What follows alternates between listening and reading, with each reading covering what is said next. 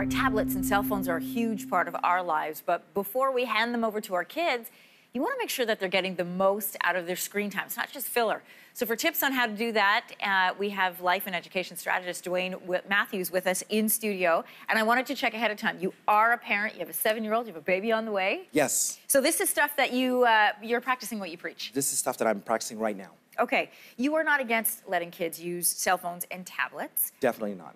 How much time should we be giving them?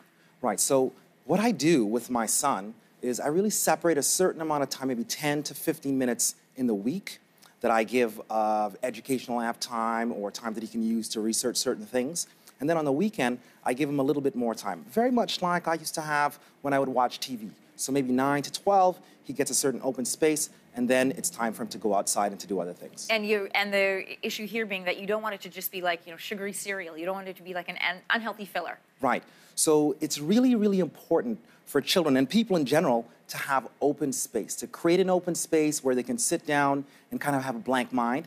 And so you have to create that opportunity for children now because of the digital devices. Okay, you've got 5 easy steps for us, so let's go through them. First of all, you should say parents should own the screen. I'm a big believer in this too. Explain how you manage that. Right, so one of the really important things for parents is to recognize that the screen and the device is a tool, and tools have a job to be done. So parents really need to focus on what is the job to be done with this particular tool. And once they get to that outcome or that answer, then they can start going on to the other steps.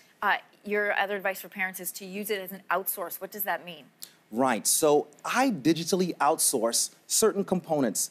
Back in the early 2000s, people outsourced or companies outsourced really complex things that they weren't able to do themselves. So I outsource certain parts of school to the digital device. Oh, I see what you're saying. So use that as the helper. Right. Okay. So you almost use the device as a tutor, right? To be able to outsource to different apps, to different educational pieces, perhaps maybe multiplication facts. You can do those things. And it's really interesting because kids don't have the adult sort of breathing down their neck, and it gives them an opportunity to fill the gaps that they have. Okay, let's give people some examples because I like this idea, but unlike a TV guide, that will tell me what shows are there and about them, I don't necessarily know all the apps, but you've picked some for us. Right, so one of the really interesting ones that I found is Khan Academy.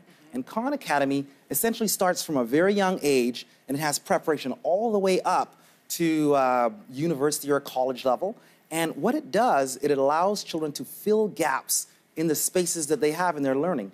And that's a really, really interesting piece. The second one that I use is a game that I have with my son, and it's called Math Bingo. Okay. And he essentially creates bingo opportunities and he plays, and it's gamified. And I do that for 10 minutes a day, just 10 minutes. And then the last one is a human body app. Right. Is this for science? So the human body app is amazing. My son was asking one time, what happens when you have a cold?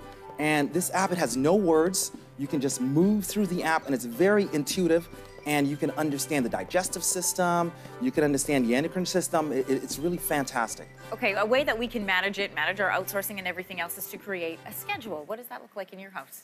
In my house, we map out a schedule. So in the week, we do educational apps. On the weekend, between 9 and 12, he's able to do fun things that he likes, and then from 12 onwards, he has to go outside, he has to engage the world, or sometimes he has to sit bored and have some time to be bored, to have this open space to be creative and to think about different things. I really love that. Lastly, you say the most important point, don't let screens get in the way of your bonding or relationship time. But that's a good lesson for parents too. It is a really important lesson. One of the things that I've seen is parents have a family plug-in station where they plug in all the devices in one place that is away. So for example, in my house, a lot of the social happens in the kitchen. We'd like to sit around the kitchen while we're cooking.